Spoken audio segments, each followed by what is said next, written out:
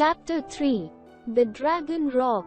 Once upon a time, imagine if you can, a steep-sided valley cluttered with giant, spiky green pine trees and thick, green grass that reaches to the top of your socks so that when you run, you have to bring your knees up high, like running through water. Wildflowers spread their sweet heady perfume along the gentle breezes and bees hum musically to themselves as they cheerily collect flower pollen. People are very happy here and they work hard, keeping their houses spick and span and their children's faces clean. This particular summer had been very hot and dry, making the lean farm dogs sleepy and still.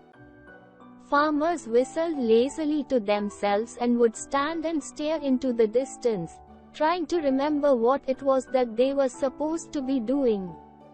By 2 o'clock in the afternoon, the town would be in a haze of slumber, with grandmas nodding off over their knitting and farmers snoozing in the haystacks. It was very, very hot. No matter how hot the day, however, the children would always play in the gentle, rolling meadows.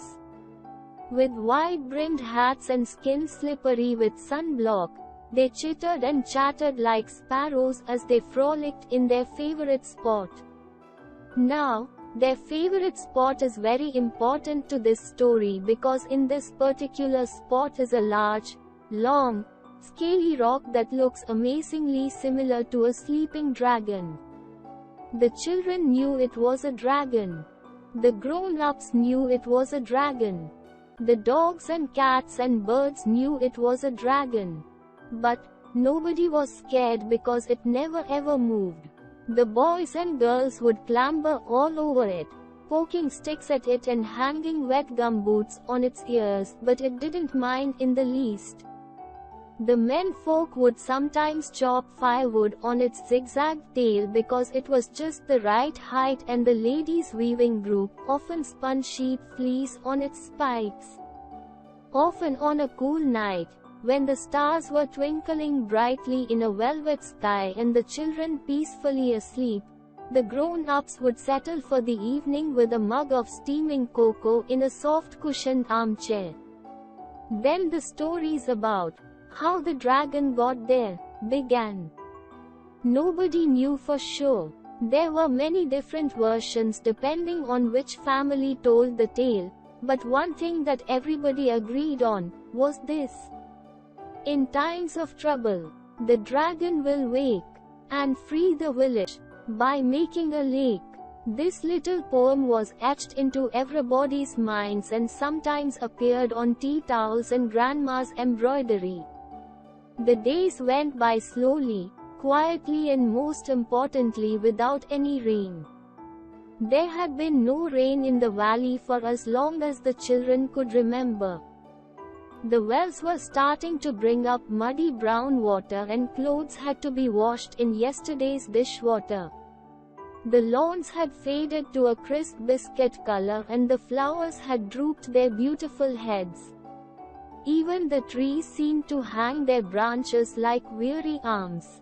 The valley turned browner and drier and thirstier every hot, baking day.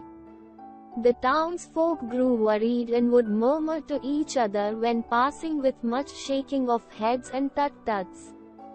They would look upwards searching for rain clouds in the blue, clear sky, but none ever came. The tale of the dragon cannot be true, said old Mrs. Gravesall, the shopkeeper. It hasn't moved an inch, I swear, replied her customer, tapping an angry foot. It was now too hot for the children to play out in the direct sun and they would gather under the shade of the trees, digging holes in the dust and snapping brittle twigs. The dragon will help us soon, said one child. He must do something, agreed another. I'm sure he will. They all nodded in agreement. A week went by with no change, the people struggling along as best as they could. Some were getting cross at the dragon and would cast angry, sideways looks at it when passing. The villagers were becoming skinny-eyed and sullen. Meanwhile, the children had a plan.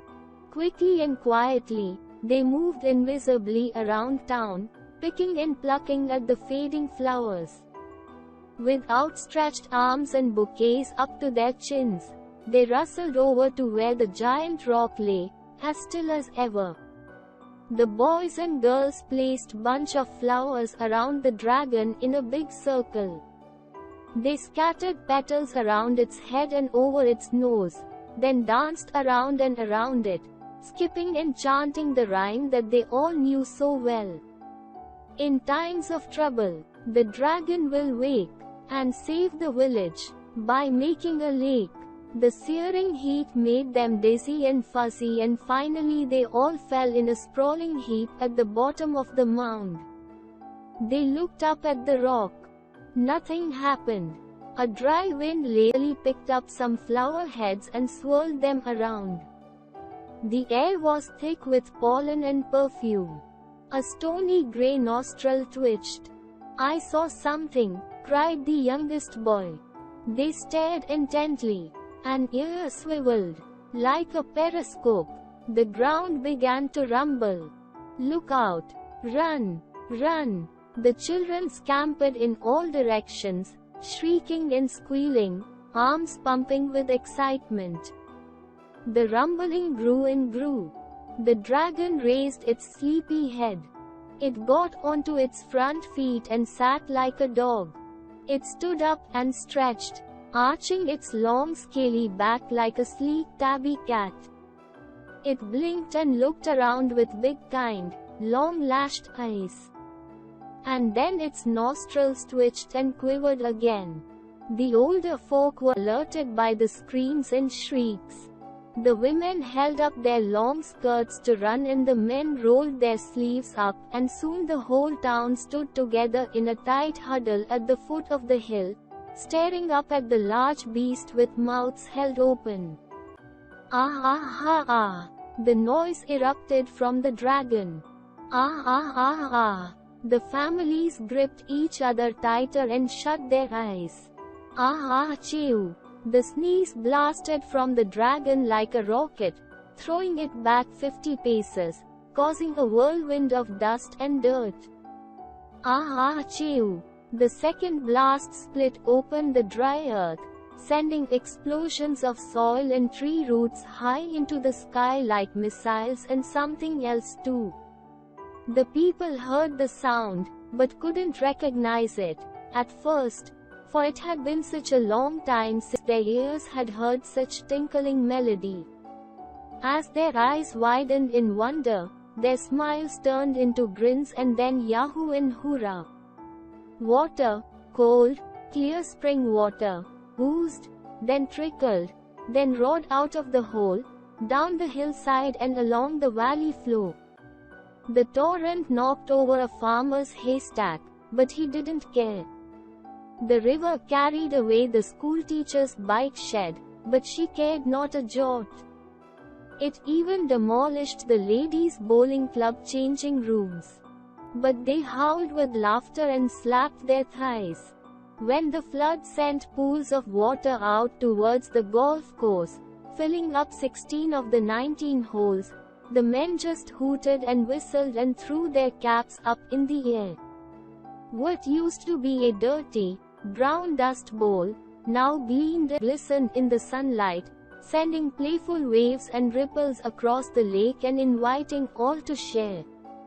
"Hum," sighed the dragon sleepily and showing his perfect movie star teeth. "Seeing as I'm awake."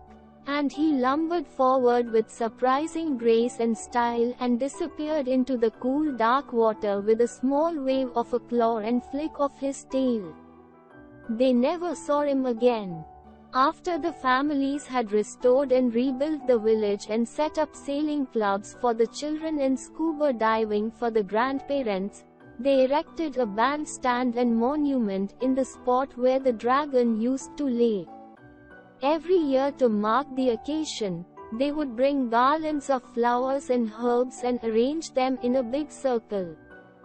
The children would have the day off at school, for it was known as water dragon day, and wearing dragon masks that they had been working on all week, would skip and clap and sing. The dragon helped us, as we said he would do. Hooray for the dragon! Achoo, achoo, achoo. Elena Ashley. Glossary. Cluttered, cover or filled. Snoozing. Have a short sleep. Frolicked. Play in a cheerful way. Clamber. Climb using both hands and feet. Murmur. A low continuous background noise. Sullen. Bad-tempered. Twitched. Sudden jerking. Scampered. Run with quick light steps. Slumber. Sleep. Haystacks. A packed pile of hay. Sprawling. Spread out. Swiveled. Turn around a point.